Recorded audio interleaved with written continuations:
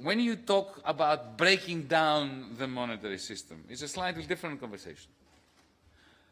Look, there is no doubt that the world we live in is in dire straits, in a very difficult position, because of the emancipation of finance, of the bankers after 1971. I already talked about it.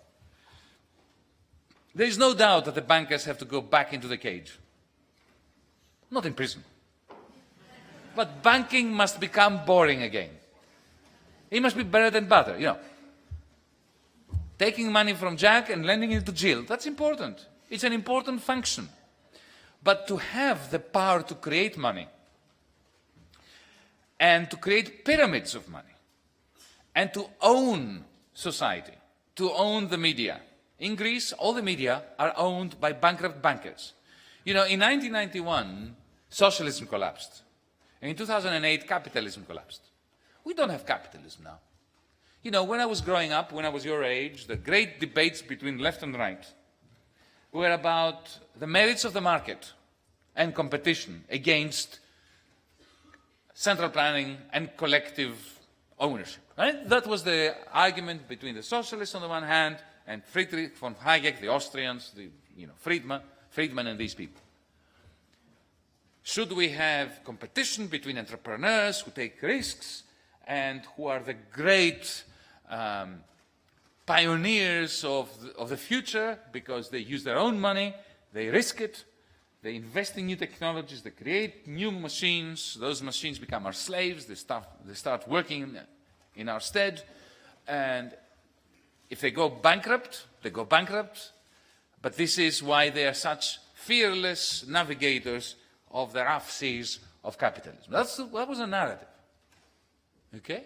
Now, since then, things have changed.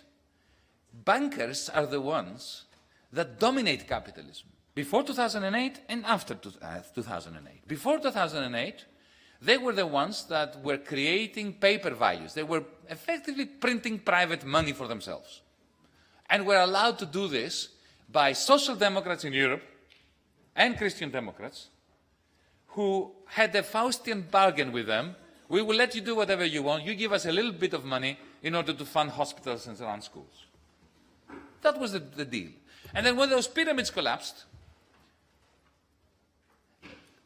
the hapless, clueless politicians, usually social democrats, here in this country too, in Greece definitely, in Germany, almost everywhere, Tony Blair, Gordon Brown, they had no way of confronting the bankers to whom they had become so attached.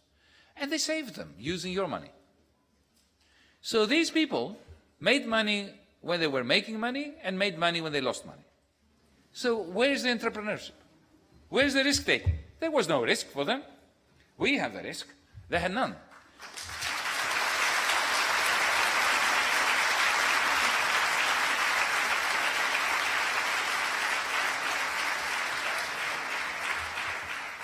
So if you're a true capitalist today, you suffer. Because a true capitalist is somebody who has a factory, invests in machines, creates jobs for people, has to borrow from the banker, has to do this in a deflationary European environment where exports are fading, demand is low. They suffer almost as much as the proletariats do. So the old class conflict between the industrialist, the owner of capital, and the worker is fading only because we're in such a deep crisis. We don't have capitalism. We have bankruptocracy, ruled by the bankrupt bankers.